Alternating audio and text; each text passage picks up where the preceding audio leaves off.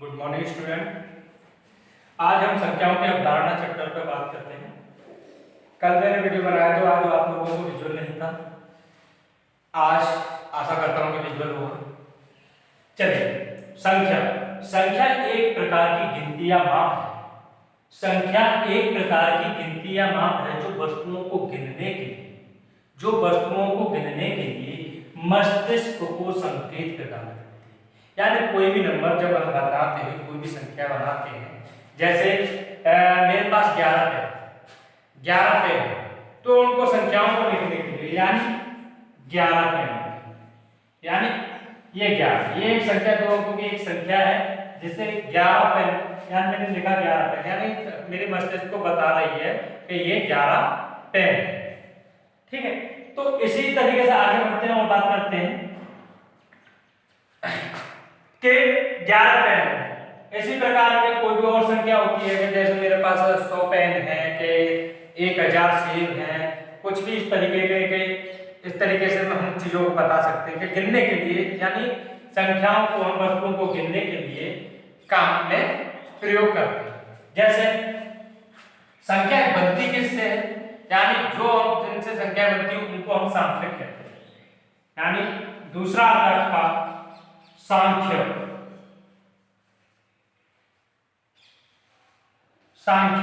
यानी वे अंक जिनकी सहायता से संख्याओं का निर्माण किया जाता है।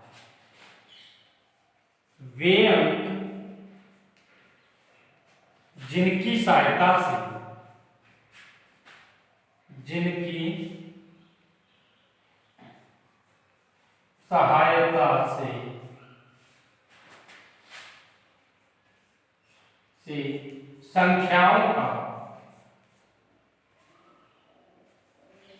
संख्याओं का निर्माण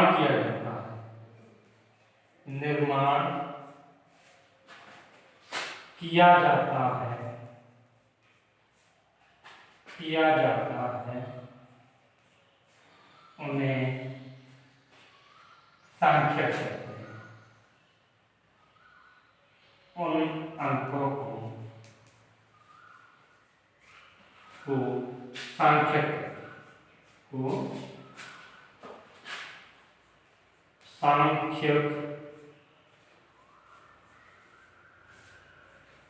कहते हैं। यानी सांख्यिक कहते हैं, यानी जिनकी सहायता से उन अंकों की सहायता से जिनसे संख्या का निर्माण। कुल सांख्यिक 10 होते हैं, यानी 10 होते हैं हमारे पास। 1 2 3 4 5 6 7 8 9 और 6, यानी हमारे पास कुल 10 संख्यक होते हैं। इन्हीं संख्यकों की सहायता से बड़ी संख्याओं का निर्माण करते हैं। जैसे मुझे बनाना है 102, यानी 100, यानी कौन से काम आएंगे, 1 0 और 2, यानी 100, यानी तीनों अंकों की एक संख्या बन गई 102। यानी इन्हीं अंकों की सहायता से हम बड़ी से बड़ी और छोटी से छोटी संख्या बना सकते हैं। जैसे और संख्या बनाना है 9843, 9843, 4 अंकों की संख्या बन गई 9843, जिसके अंतर्गत 4 अंक है 9 8 4 3। ठीक है, तो इस प्रकार से हम कहते हैं कि 9843, यानी 4 अंकों की संख्या बन गई। तो वे अंक जिनकी सहायता से संख्याओं का निर्माण करते हैं उन्हें हम सांख्यिक कहते हैं। ठीक है, डेफिनेशन नोट कर लो।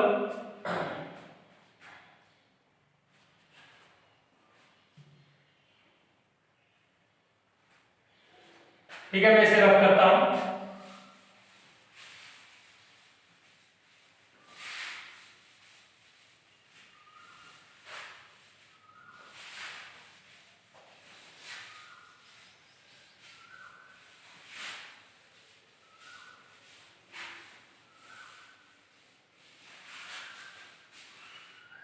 अब संख्याओं के प्रकार की बात करते हैं। मैंने आपको पहले चार्ट के थ्रू आपको बताया था संख्याओं के प्रकार। संख्याओं के प्रकार। संख्याओं के प्रकार की बात करते हैं, मैंने आपको कल बताए थे संख्याओं के प्रकार के बारे में। तो हम मूल प्रकार की संख्याएं, मैंने आपको कल की वीडियो में पूरा चार्ट समझा दिया था, फिर भी एक बार मूल रूप से जिन संख्याओं को प्रकार से बांटते हैं, हम नीचे से स्टार्ट करते हैं। नंबर,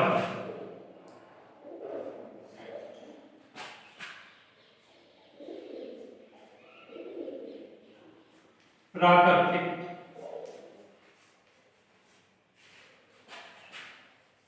संख्या, प्राकृतिक संख्याएं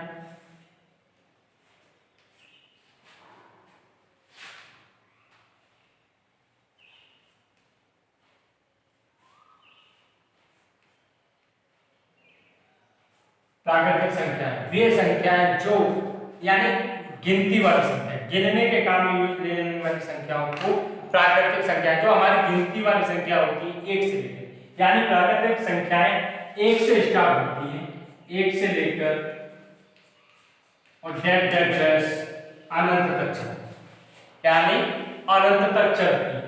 कोई सबसे छोटी प्राकृतिक संख्या एक है और सबसे बड़ी प्राकृतिक संख्या नहीं होता।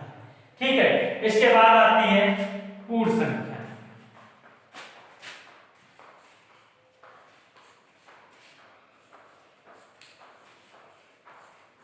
पूर्ण संख्याएं की बात करते हैं। पूर्ण संख्याएं आपके पास अगर प्राकृतिक संख्याओं में जीरो को जोड़ देते हैं, यानी इसके अंतर्गत शून्य को बढ़ाते हैं, शून्य को बढ़ाने 1 2 3 4 डैश डैश डैश अनंत, यानी प्राकृतिक संख्याएं एक से लेकर अनंत तक है और पूर्ण संख्याएं जीरो से लेकर अनंत तक है, यानी इसके अंतर्गत जीरो बढ़ जाता है और जीरो को बढ़ जाता है। यानी पहले ये था कि प्राकृतिक संख्याएं गिनतियों के लिए यूज करती थी, वस्तुओं के लिए यूज करती, अब किसी के पास कुछ नहीं है, उसको हम गणितीय भाषा में इस प्रकार करें, तब शून्य को संख्याओं में जोड़ा गया और शून्य को जोड़ा गया कि जब हमारे पास कुछ नहीं है तो उसके लिए हम क्या करेंगे कि शून्य कहेंगे, इसलिए शून्य को संख्या में जोड़ा गया और उन नंबरों को बोला गया पूर्ण संख्याएं।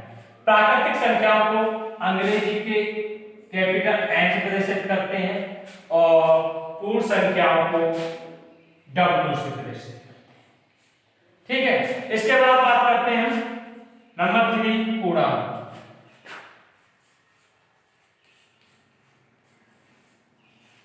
पूर्णांक की बात करते हैं। पूर्णांक संख्याएं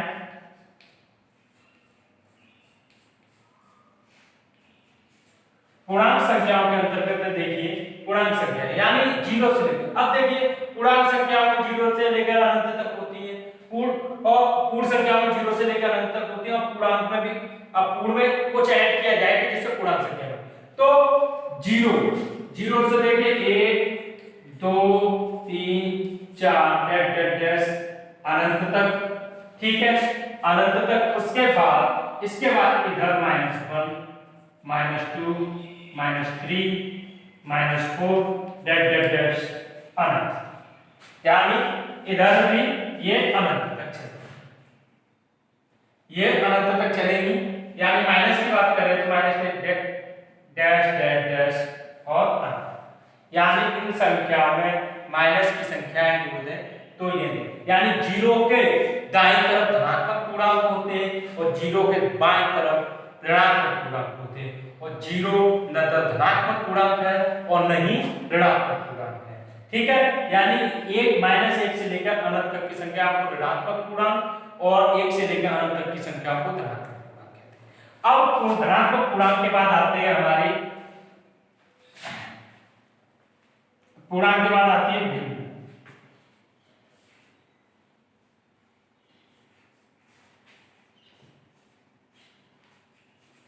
भिन्न यानी किसी वस्तु को बराबर भागों में बांटने की प्रक्रिया को हम भिन्न कहते हैं। यानी भिन्न जैसे 1/2, 1/3, 4/5, ये भिन्न है। ये क्या है? भिन्न है।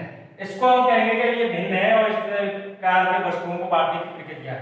अब वस्तु को जैसे एक वस्तु थी उसको 2 बराबर भागों में बांटा और ये उसका एक भाग है 1/2, ठीक है, एक भाग है 1/2। तो इस प्रकार से भिन्न हमेशा धनात्मक होती हैं। अगर कहीं आ जाए -1/2 तो ये भिन्न नहीं है, तो ये भिन्न नहीं होगा, क्योंकि माइनस की संख्या में भिन्न नहीं होती। भिन्न के बाद आता है हमारा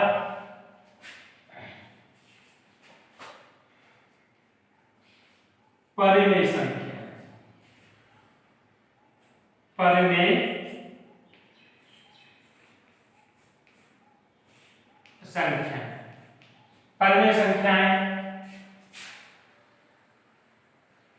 परिमेय संख्याओं में यानी वे संख्या जो P/Q के रूप में लिखी जा सकती हो, यानी वे संख्या P/Q के रूप में लिखी जा सकती हो, उस प्रकार की संख्या को परिमेय संख्या बोलते हैं। यानी और एक कंडीशन होती है Q, एक कंडीशन होती है Q नॉट इक्वल टू 0, यानी Q के बराबर 0 नहीं होना चाहिए, यानी उसके हर में 0 नहीं होना चाहिए, उस प्रकार की संख्या को हम परिमेय संख्या कहते हैं। जैसे 1/2 2 है तो परिमेय संख्या है, कोमा -1/2 -1/2 ये भी परिमेय संख्या है। अगर मैं ये कह दूं 1/0 तो परिमेय संख्या नहीं होगी, ये परिमेय संख्या नहीं है, यानी इस नंबर को अभी तक डिफाइन नहीं किया गया है, इसलिए ये परिमेय संख्या नहीं होगी। और इस प्रकार से हम कह सकते हैं, या कहें 0/1 तो परिमेय संख्या है, तो ये क्या है परिमेय संख्या, इसलिए 0 परिमेय संख्या होती है।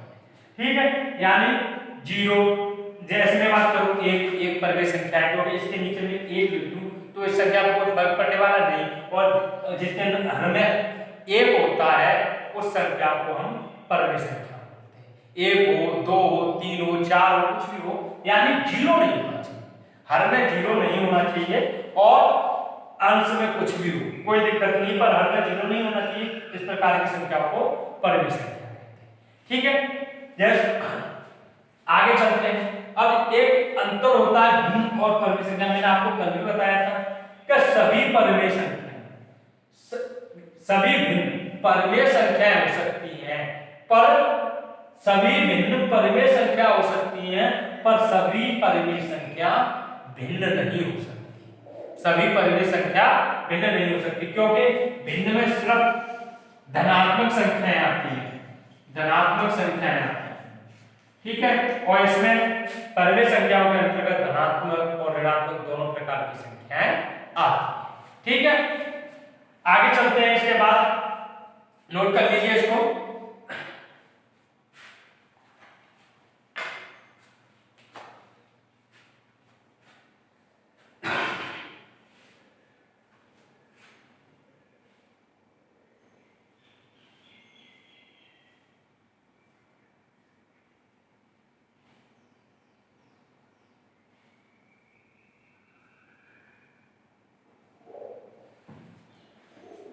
ठीक है, नोट कर लें। यानी प्राकृतिक संख्या, यानी प्राकृतिक संख्या जिन्हें n से प्रदर्शित करते हैं और 1 से लेकर अनंत तक होती हैं।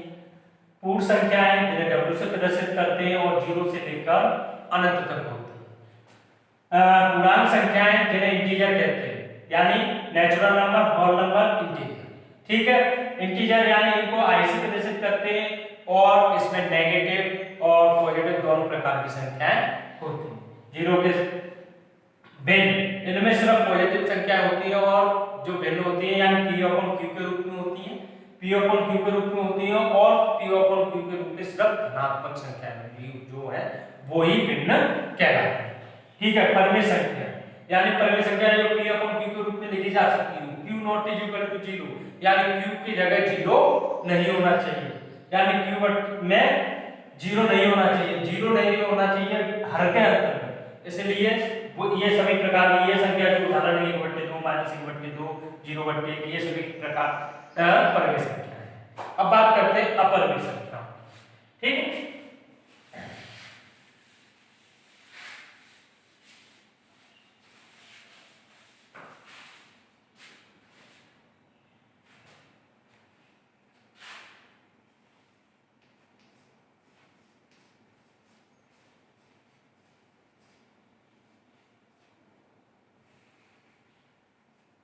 अपरिमेय संख्या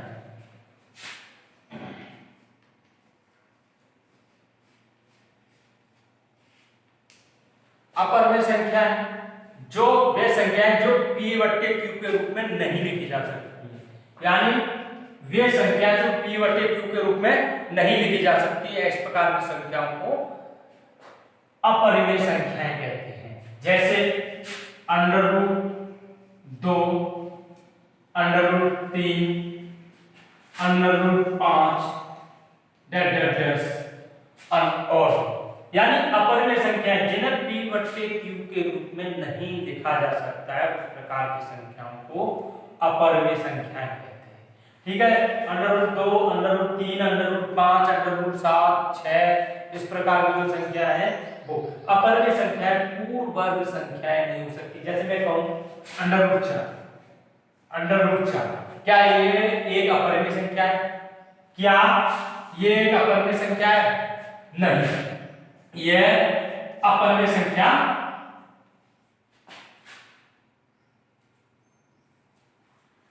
अपरिमेय संख्या नहीं है, अपरिमेय संख्या नहीं है।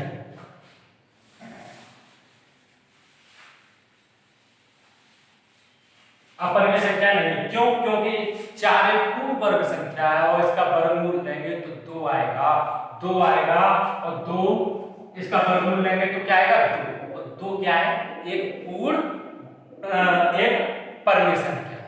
ठीक है, तो इस प्रकार से यानी जो पूर्ण वर्ग संख्या है वो संख्याएं कभी अपरिमेय संख्याएं नहीं होती।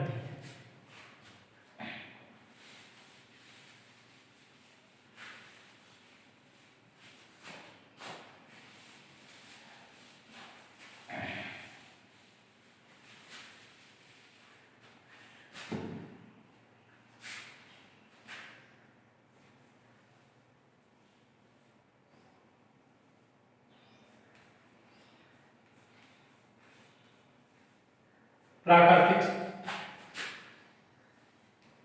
संख्या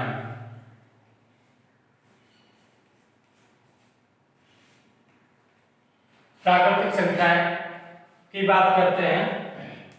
प्राकृतिक संख्याओं को कई, मैंने आपको कल की वीडियो में भी बताया था कि कई भागों में विभाजित किया जाता है। जैसे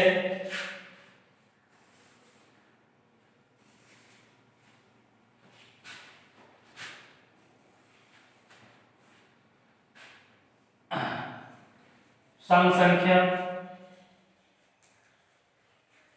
सम संख्या यानी वे संख्या जिनमें 2 का भाग चला जाए, वे संख्या जिनमें 2 का भाग चला जाए यानी 2 से पूर्णतः कट जाए, इस प्रकार की संख्या को सम संख्या कहते हैं। 2, 4, 8, ठीक है, डेट डेट डेट 2, 4, 8, 6 भी, ये इस प्रकार की जो संख्या है सम संख्या कहलाती है। इसके विपरीत विषम संख्या, विषम संख्या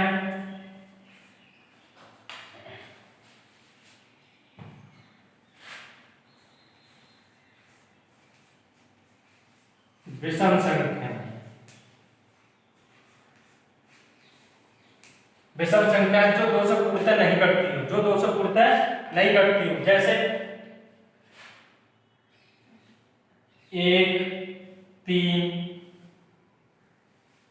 5, 7, 9, 11,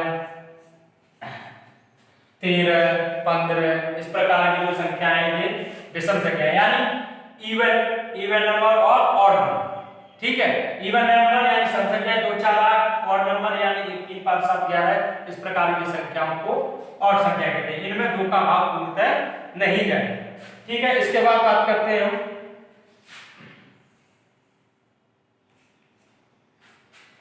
भाज्य संख्या।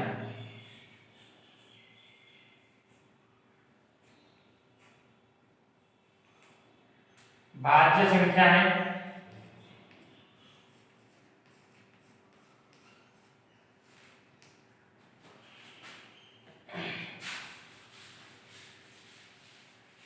भाज्य संख्याओं में बात करते हैं। जैसे यानी वे संख्या, भाज्य संख्या किसे कहते हैं? तो वे संख्या जो स्वयं से, एक से और एक इन दोनों के अलावा अतिरिक्त किसी तीसरी संख्या से विभाजित होती है, उस प्रकार की संख्या को हम भाज्य संख्या बोलते हैं।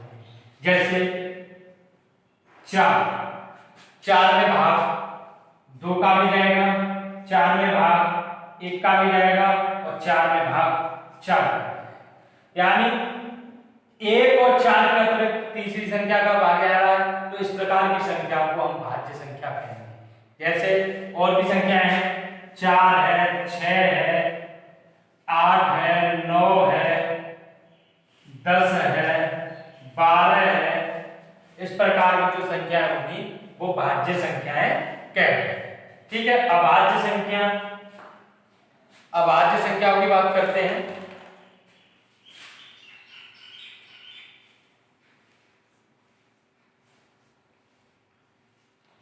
अभाज्य संख्याएं, अभाज्य संख्याओं की बात करते हैं तो अभाज्य संख्याओं में आपकी 2 है, 3 है, 5 है, 7 है, 11 है, 13 है, डेढ़ तक।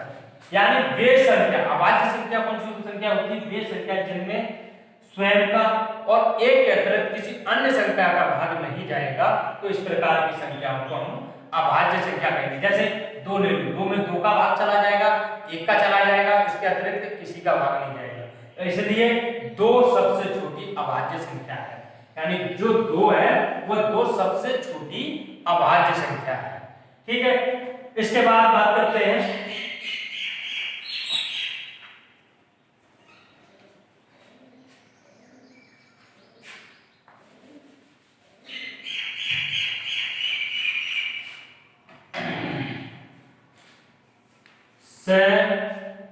भाज्य संख्या।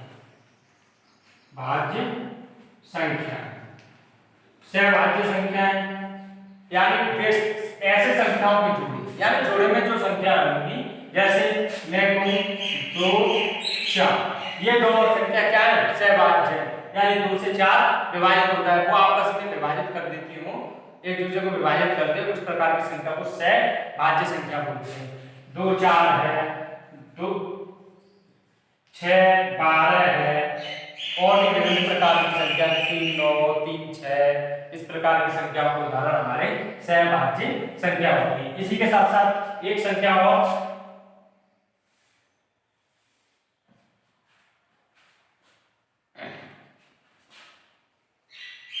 सहअभाज्य संख्या। सहअभाज्य संख्या, अभाज्य संख्या की बात करते हैं। सहअभाज्य संख्या जैसे 2, 5, यानी 2, 5 है, ये दो एक दूसरे को विभाजित नहीं करती हैं। 2, 5 है, 3, 7 है, इस प्रकार की संख्या 2, 7 कह दो, 3, 7 कह दो, 3, 11 कह दो, 3, 10 कह दो, 3, 8 कह दो। ठीक है, इस प्रकार की जो संख्या होगी वो अभाज्य संख्या होगी, जो एक दूसरे को सहअभाज्य संख्या विभाजित नहीं करती। ठीक है, तो ये हो गया आपके संख्याओं के प्रकार, इसको नोट डाउन कर लीजिए।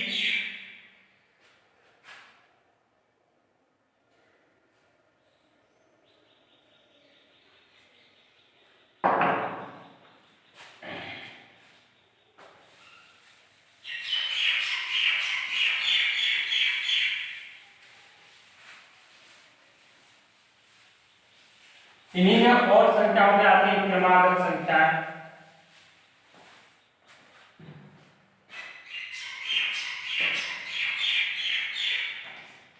क्रमागत संख्या यानी कंटिन्यूअस संख्या, कंटिन्यूअस नंबर। क्रमागत संख्या यानी कंटिन्यूअस नंबर, यानी जो कंटिन्यू चलते हैं, जैसे 1, 2, 3, ये क्या है? ये क्रमागत संख्या है। 1, 2, 3 ये क्रम से चल रही है, ये क्रम से चल रही है, यानी एक के बाद एक जिस प्रकार से संख्याएं चलती है उनको क्रमागत संख्या कहते हैं। जैसे 11, 12, 13, ये संख्या क्या है? ये क्रमागत संख्या है, यानी एक क्रम से चल रही है। इस प्रकार की संख्याओं को क्रमागत संख्या कहते हैं। इसके अंतर्गत क्रमागत विषम संख्या, क्रमागत सम संख्या, जैसे क्रमागत सम संख्या, क्रमागत सम संख्या। अब सम संख्याएं कौन कौन सी होती हैं?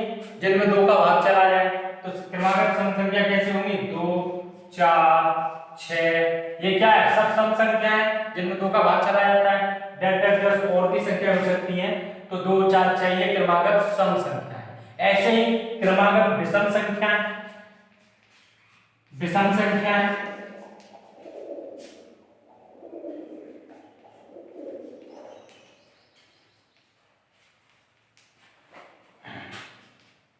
जैसे 1 3 5 इस प्रकार की जो संख्या है वो क्या है, सभी क्रमागत विषम संख्या है। यानी जिनमें 2 का भाग नहीं आता वो तो विषम संख्या होगी, और क्रमागत विषम संख्या यानी 1 3 5 ये क्या है, एक क्रमागत विषम संख्या का समूह।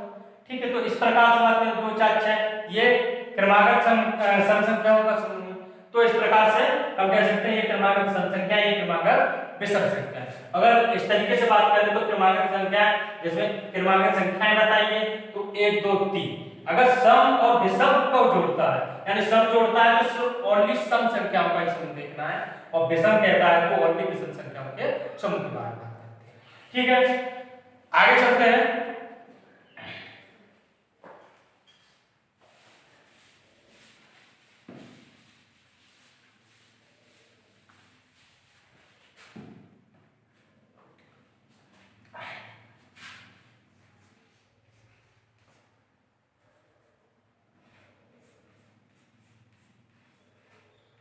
पूर्ववर्ती संख्या,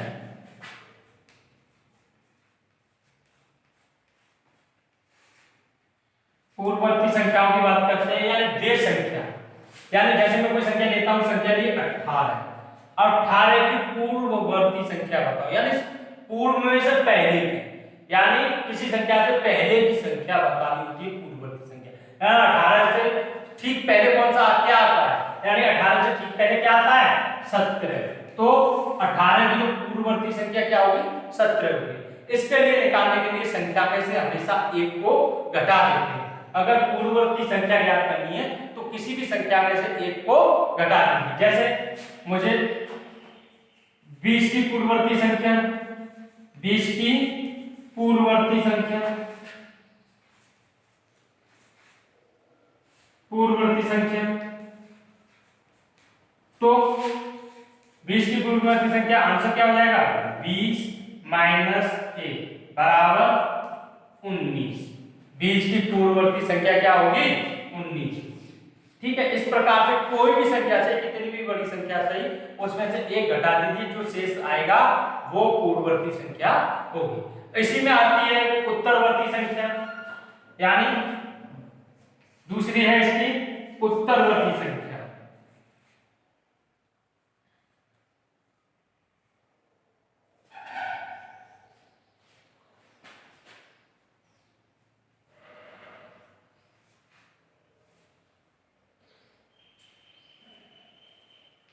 थोड़े ब्लैक बोर्ड्स, हाँ, उत्तरवर्ती संख्या इसको बोलते हैं अनुवर्ती भी बोलते हैं, अनुवर्ती, और इसका एक नाम और है, उसको बोलते हैं परिवर्ती।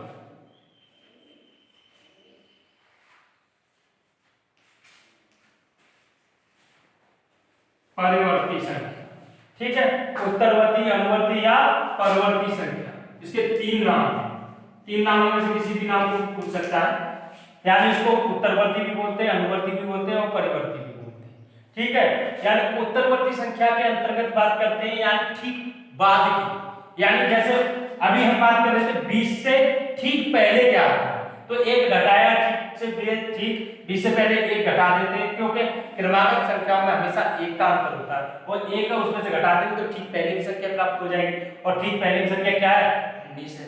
इसी प्रकार उत्तरवर्ती ज्ञात करना है, तो जैसे 20 का उत्तरवर्ती क्या होगा, 20 का उत्तरवर्ती यानी 20 प्लस 1 बराबर 21।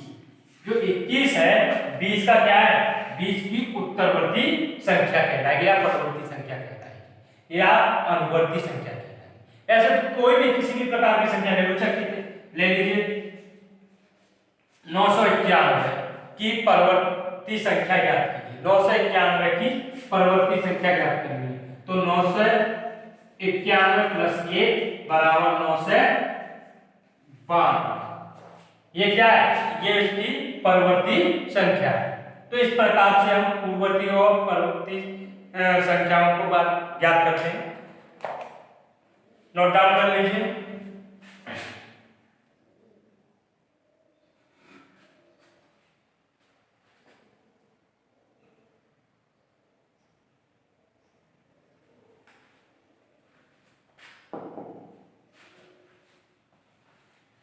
इसको रब करते हैं।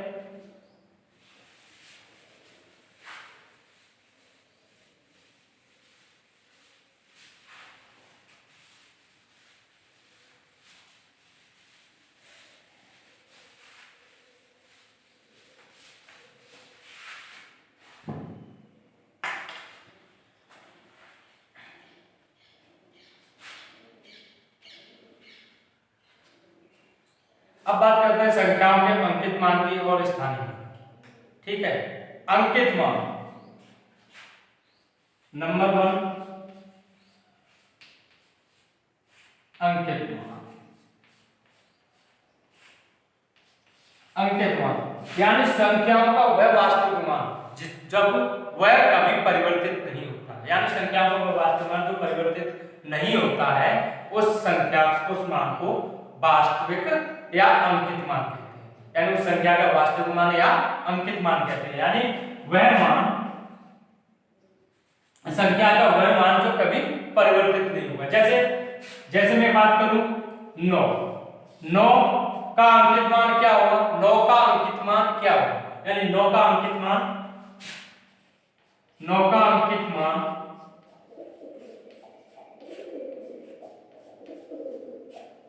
अंकित मान 9, क्योंकि अंकित मान यानी वास्तविक मान यानी एक्चुअल वैल्यू है, इसकी जो वैल्यू है 9 है वो कभी परिवर्तित नहीं होगी। ठीक है, उसके बाद बात करते हैं स्थानीय मान।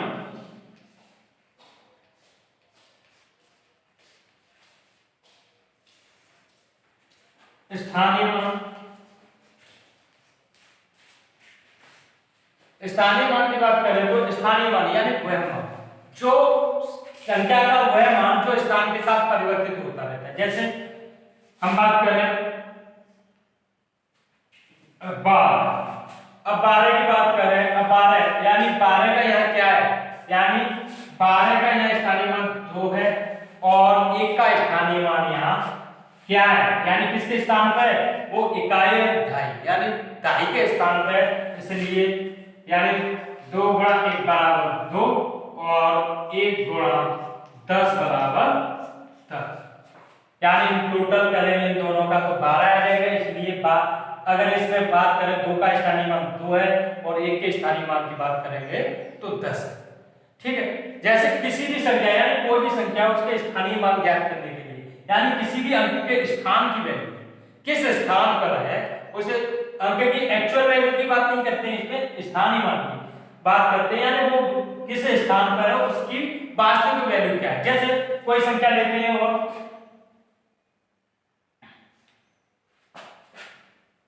1125 का स्थानीय मान ज्ञात कीजिए, का 1125 का स्थानीय मान, का स्थानीय मान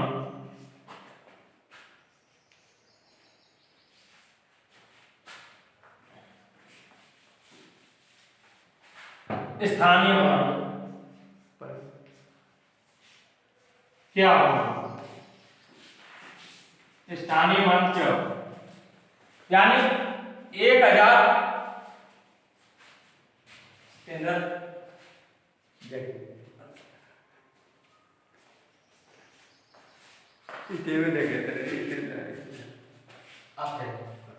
ठीक है। स्थानीय मान की बात करते हैं, यानी 1125 1125 के स्थानीय मान की बात करते हैं तो यानी 5 का स्थानीय मान क्या है, 5 गुणा 1 बराबर 5। 2 का स्थानीय मान ज्ञात करना है तो 2 किस स्थान पर है, यानी इकाई ढाई सैकड़ा और हजार। आपको यह पता होना चाहिए इकाई, दहाई, सैकड़ा, हजार। यानी दहाई स्थान पे तो बस स्थान के अनुसार, यानी पहले स्थान पे तो 1 से गुणा करो, दूसरे स्थान पे तो 10 से गुणा करो, और तीसरे स्थान पर है तो 100 से गुणा कर दीजिए। 1 गुणा 100 बराबर 100, और चौथे स्थान पे है तो 1000 से गुणा कर दीजिए, और 1000। यानी स्थानीय मान की वैल्यू उसके संख्या के स्थान की मानी, यानी 5 को 1 से गुणा किया, या इकाई के स्थान पर तो 5 को 1 से गुणा किया तो 5, और दहाई के स्थान पे है तो दहाई के स्थान की बात करते हैं तो 2 गुणा 10, यानी स्थानीय मान की बात करते हैं तो 2 गुणा 10, यानी इस तरीके से। ऐसे ही हम सभी प्रकार की संख्याओं के स्थानीय मान को निकालते हैं। धन्यवाद।